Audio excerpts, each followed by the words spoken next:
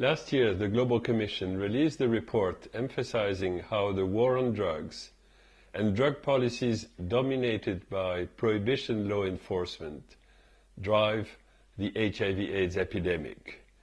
This year, the Commission's report focuses on another epidemic, another health-related harm of drug use that is pushed and fueled by inappropriate drug policies, and that is hepatitis C.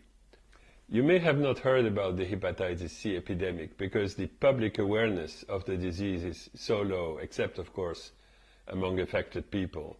And this is why we have called it in this report the hidden hepatitis C epidemic. And yet it is an epidemic of huge proportions and huge impact.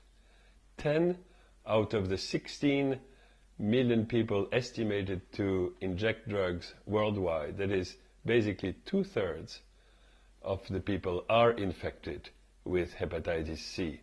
It's up to 90% in some parts of the Russian Federation, Thailand and other countries in Asia and in Eastern Europe and Central Asia.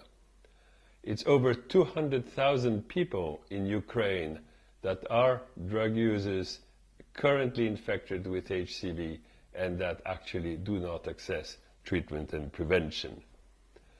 The hepatitis C virus is a highly infectious virus. It's mostly transmitted through blood-to-blood interactions. And one should realize that it causes fatal liver disease in 1 out of 4, 25% of the people who are chronically infected.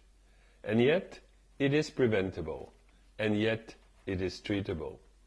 It is preventable if harm reduction measures, that is, provision of sterile needles and syringes, if opioid substitute therapy, if safe injection places are provided to people early enough and at the scale that is needed.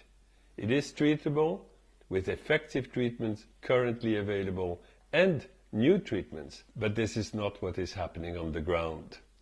What happens is that the fear of arrests drives people who use drugs underground away from services and actually into high-risk behavior.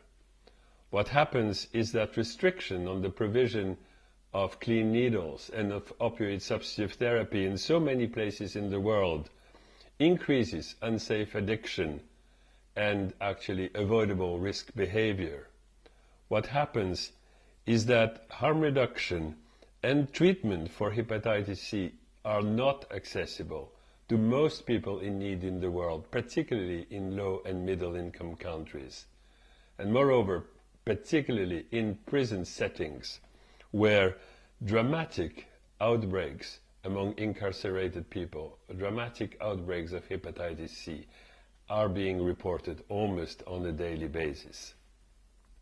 So this is why the Global Commission this year in this report calls on all governments and on the United Nations to design national programs to fight hepatitis C, to make harm reduction measures available early enough and at scale. It also calls on the United Nations and on all governments to shift drug policies from a prohibition law enforcement focus onto public health and human rights oriented approaches. We're moving towards reforms. It is time to open the debate because inaction here is truly criminal.